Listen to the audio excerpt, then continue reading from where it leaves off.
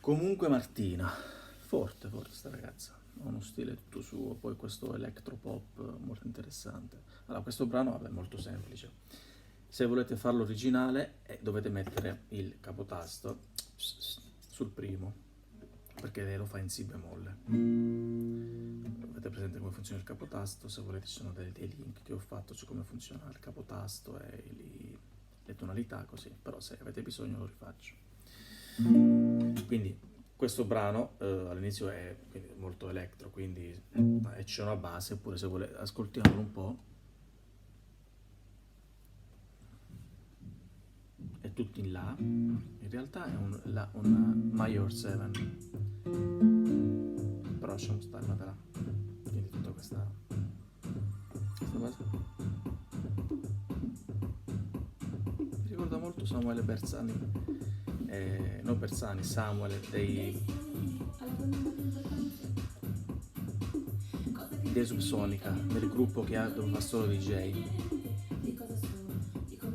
Non mi viene in mente il nome. La, sempre là.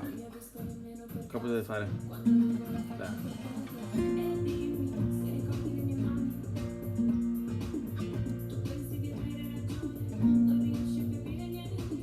Cambio re. Sempre. Ritornello. La.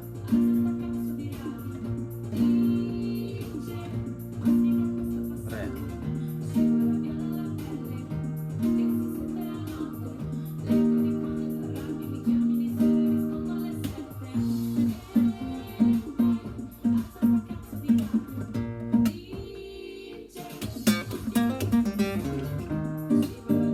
Fate un re major 7, cioè re settima più.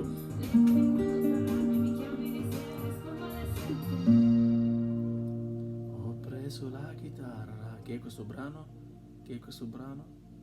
State attenzione ragazzi. La senti questa voce, è un brano bellissimo. Dovete saperlo.